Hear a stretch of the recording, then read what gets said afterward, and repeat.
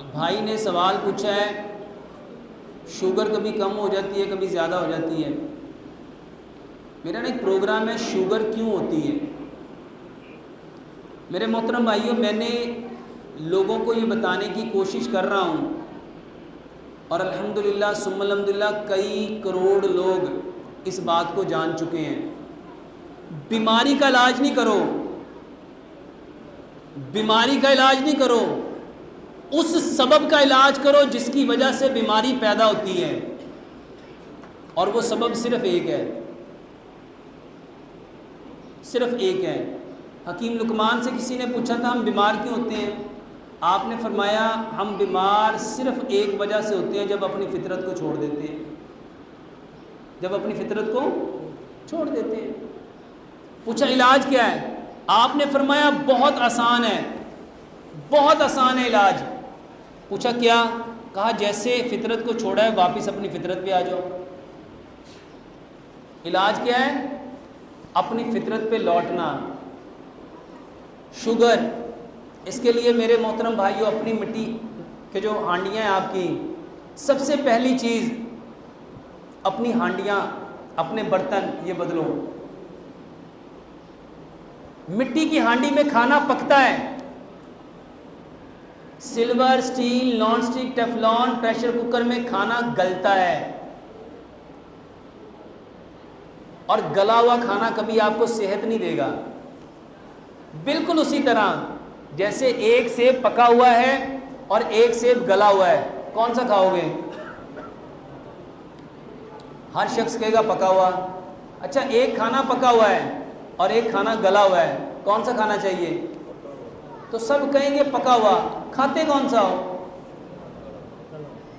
और हर शख्स कहता है यार समझ नहीं आ रही, पता नहीं बीमारी कहाँ से आ जाती है।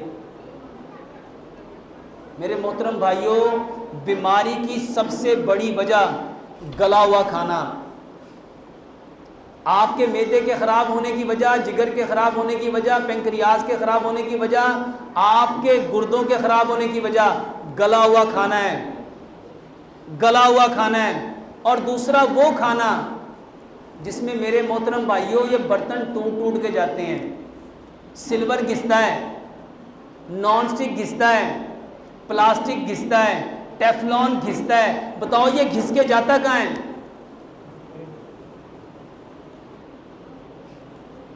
तो बताओ जब ये बर्तनों में जाए, आपके जिस्म में जाएगा, तो जिस्म कभी सेहतमंद रह सकता है? एक लम्हे के लिए सोचो, सिर्फ एक लम्हे के लिए, अगर आपकी आंख में कोई छोटे से छोटा जरा चला जाए, आंख को सुकून मिल सकता है? कब तक? जब तक, अच्छा आंख में कुछ चला गया, आप दवाइयाँ खानी शुरू कर दो, वो निकल जाएगा? कब तक नहीं निकलेगा? जब तक भाई, जब तक उसको निकालोगे नहीं। तो मेरे मोहतरम भाइयों, जो चीज़ पेट में डाली है वो जब तक निकलेगी नहीं, उसको सबसे पहले बंद तो करो। तो सबसे पहली चीज़ अपने बर्तन बदलो, मिट्टी के बर्तन में खाना पकाओ। मेरे मोहतरम भाइयों, मिट्टी के बर्तन में खाना पकाना सिर्फ इसलिए अच्छा है कि नबी सल्लल्लाहु अलैहि वसल्लम के घर के बर्तन कौन से थे? अगर हम सिर्फ इसी नीयत से ले लें, क्या ये एक बात काफ़ी नहीं है? मेरे पास तो माशाल्लाह को 50 बातें हैं कि मिट्टी के बर्तन में खाना पकाने का फ़ायदा क्या है।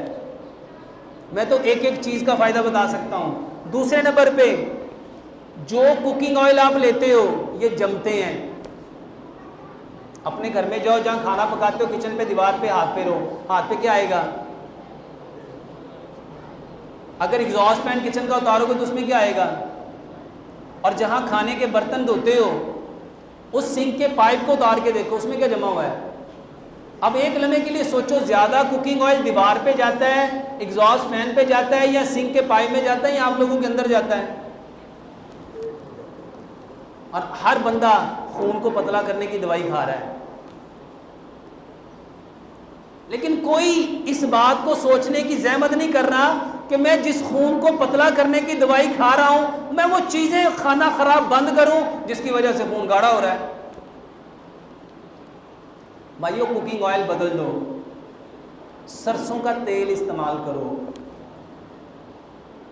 500 फ़ायदे बता सकता हूँ, अल्हम्दुलिल्लाह यहाँ सिर्फ चंद बताता हूँ। सरसों के तेल का सबसे बड़ा फ़ायदा ये कभी जमता ही नहीं है, ये कभी, और इससे बड़ा फ़ायदा, इसको जिस चीज़ के अंदर डाल दो या जिसको इस चीज़ के अंदर डाल दो उसको जमने नहीं देता। जो बंदा अच्छा, आपने कभी देखा भैंसों का पेट ख़राब हो उसको क्या पिलाते थे? और आज हम सबका क्या ख़राब है, क्या ख़राब है, और देना क्या सबको? तेल देने वाला कोई लेता ही नहीं। सर जी सरसों का तेल इस्तेमाल करो। इसके कुछ फ़ायदे बताने लगा हूँ। ज़िंदगी में कभी हार्ट अटैक नहीं होगा, कभी पैरालाइज जिसको फालज कहते हो, ज़िंदगी में कभी फालज नहीं होगा, कभी ब्रेन हेमरेज नहीं होगी, कभी नस नहीं फटेगी, ज़िंदगी में कभी ब्लड प्रेशर नहीं होगा, कभी हार्ट अटैक नहीं होगा, कभी गुर्दे ख़राब नहीं होंगे, कभी नज़र कमज़ोर नहीं होगी। सिर्फ किसकी वजह से? और मेरे मोहतरम भाइयों, सरसों किसने पैदा की है और कितनी पैदा की है? अल्लाह ताला ने ये कुकिंग ऑयल नहीं बनाए थे। अल्लाह ने हमारे खानों के लिए क्या बनाया था? हमने क्या छोड़ा? फितरत छोड़ दी। तीसरे नंबर पे अपना नमक बदलो, अपना नमक बदलो। और मेरे मोहतरम भाइयों, ये नमक नहीं है, ये नमक नहीं है, ये हमारी गैरत है, हमारी हया है, हमारा वफा है। ये जो नमक है ना, नमक, ये गैरत पैदा करता है, ये हया पैदा करता है, ये शर्म पैदा करता है, ये आपके अंदर फैसला करने की सलाहियत पैदा करता है, जिसको डिसीजन पावर कहते हैं। ये आपकी हड्डियों को मजबूत करता है, या आपके पट्ठों को मजबूत करता है। सच बताओ, आज लोग कहते हैं नहीं यार बच्चे जड़े ने बड़े ही बेवफा हो गए ने, कहते हैं नमक कौन सा देते हो? पहले जो नमक होता था ना, वो माँ लेके आती थी, उसको धोती थी, उसको कूटती थी, पत्थर वाला नमक। मेरे मोहतरम भाइयों, इसके 84 फ़ायदे हैं, 84 फ़ायदे पत्थर वाले नमक के। और जो नमक आप खा रहे हो ना, इसके बारे में आज से 1000 साल पहले इमाम इब्ने क़य्यम रहमतुल्लाह अलैह ने किताब लिखी थी।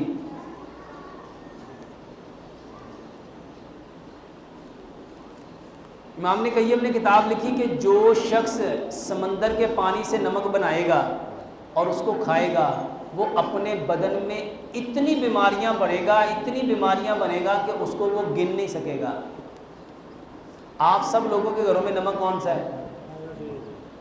सी सॉल्ट। कौन सा नमक है? सी सॉल्ट। भाईजान नमक बदल लो। ये मैं सिर्फ शुगर का इलाज नहीं बता रहा, ये आपके जिस्म में जितनी खराबियां हैं, बर्तन बदलने हैं, कुकिंग ऑयल बदलना है, नमक बदलना है। चौथे नंबर पे मीठा बदल लो। अल्लाह ने जो मीठा पैदा किया था वो क्या था? गुड़। और जो इंसानों ने पैदा किया, सर ये चीनी नहीं है, ये चूना है। चीनी के अंदर चूना डाला जाता है। कौन सा चूना? ये जिससे आप वाइट वॉश कहते हो, जिससे कली, ये जो पेंट करते हो। मेरे मोहतरम भाइयों, अगर कली हाथ पे लग जाए तो हाथ का क्या हाल होगा? गल जाते ने।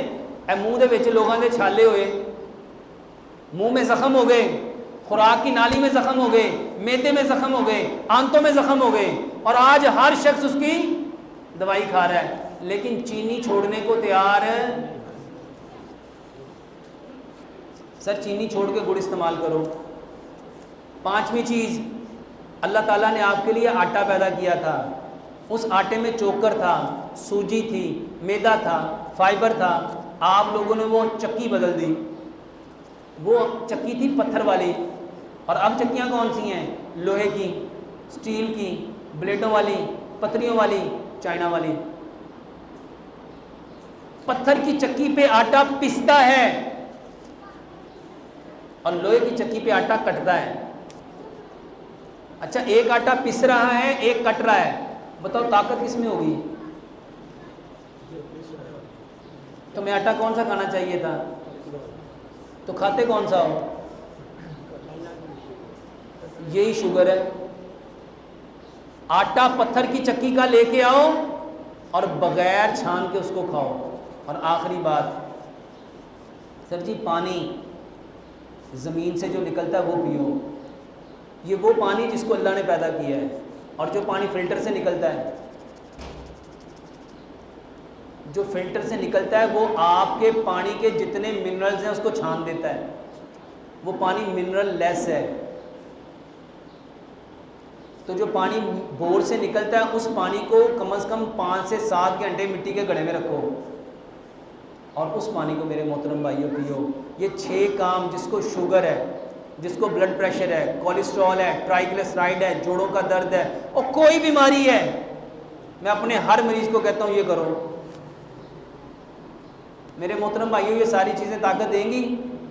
जब ताकत देंगी तो सारी चीज़ें खुद ब खुद काम करना शुरू कर देंगी। और 2 दवाइयाँ हैं, हर बंदा इस्तेमाल करें। हमारे घर में बड़े क्या, छोटे क्या, मर्द क्या, औरत क्या, सारे ये दवाई खाते हैं। और क्यों खाते हैं? क्योंकि प्यारे पैगंबर जनाब मोहम्मद सल्लल्लाहु अलैहि वसल्लम ने इरशाद फरमाया, कलवंजी वो काला दाना है जिसमें मौत के सिवा हर बीमारी की शिफा है। तो आज हर शख्स बीमार नहीं है। कलवंजी लो। और दूसरा है मेथी दाना। इसके बारे में रिवायत में आता है कि लोगों को पता चल जाए ना मेथी दाने के कितने फ़ायदे हैं, लोग इसको सोने के बस ख़रीदें, इसको सोने के बस ख़रीदें। तो सर मेथी और मेथी दाना और कलवंजी, मेथरे नहीं लेने, मेथी दाना लेना है बारीक वाला। 100 ग्राम कलवंजी लो, 100 ग्राम मेथी दाना लो, दोनों को मिक्स कर लो। 5 गिलास पानी लो, इसके 3 बड़े चम्मच कलवंजी मेथी दाने के इसके अंदर डाल दो। 2 चम्मच इसमें लेमन मिलाओ और इसको इतना पकाओ, इतना पकाओ, इतना पकाओ, 5 गिलास पानी 4 गिलास रह जाए। मिट्टी की हांडी में इसको उबाला, फिर मिट्टी के जग में उसको डाल दो। इस पानी के 3 हिस्से करो, एक हिस्सा सुबह, एक दोपहर, एक शाम। खाना खाने से आधा घंटा पहले ये पानी पियो। ये एक दवाई है मेरे मोहतरम भाइयों, 100 बीमारी का इलाज है। दूसरे नंबर पे अदरक, लहसुन, पुदीना, अनारदाना इस नीयत से लो कि अल्लाह सुब्हानहू तआला ने कुरान में फरमाया, जब जन्नती जन्नत में जाएंगे उनको सबसे पहला जो मशरूब मिलेगा वो क्या है? जंजबील। और जंजबील किसे कहते हैं? अदरक को। लहसुन के बारे में नबी सल्लल्लाहु अलैहि वसल्लम ने फरमाया, अगर मैंने फ़रिश्तों से बात ना करनी होती मैं कभी लहसुन ना छोड़ता। फ़रिश्तों को लहसुन की बू अच्छी नहीं लगती। अनार को अल्लाह सुब्हानहू तआला ने कुरान में रुम्मान कहा है। मेरे मोहतरम भाइयों, ये चारों चीज़ें बराबर मिकदार में लो, इसको रगड़ के हस्बे ज़ायका इसमें सब्ज़ मिर्च मिलाओ, इसकी चटनी बना लो। हर खाने के साथ 2 बड़े चम्मच इस्तेमाल करो। वल्लाह कोई बीमारी है करके देख लो। और तीसरे नंबर पे एक दवाई और बना लो। इसके बारे में हज़रत आयशा सिद्दीक़ा रज़ी अल्लाह तआला अन्हा फरमाती हैं, हमारे दौर में जब कोई बीमार होता था तलबीना चूल्हों पे चढ़ जाता था। तलबीना चूल्हों पे चढ़ जाता था। तलबीना किसे कहते हैं? इसमें 70 बीमारियों की शिफा है। तलबीना दिमाग के लिए, आंखों के लिए, दिल के लिए, गुर्दों के लिए, फेफड़ों के लिए, जिगर के लिए, हड्डियों के लिए, पट्ठों के लिए बेहतरीन दवाई है। और बताने वाले कौन? प्यारे पैगंबर जनाब मोहम्मद सल्लल्लाहु अलैहि वसल्लम। हज़रत आयशा सिद्दीक़ा रज़ी अल्लाह तआला फरमाती हैं, जब कोई बीमार होता था तलबीना चूल्हों पे चढ़ जाता था और उस वक्त तक नहीं उतरता था, या वो शख्स सेहतमंद हो जाता था या वो अल्लाह से मुलाकात कर लेता था। तलबीना कहते किसे हैं? हमारे यहाँ तो 100 में से 95% लोगों को तलबीने का पता ही नहीं है।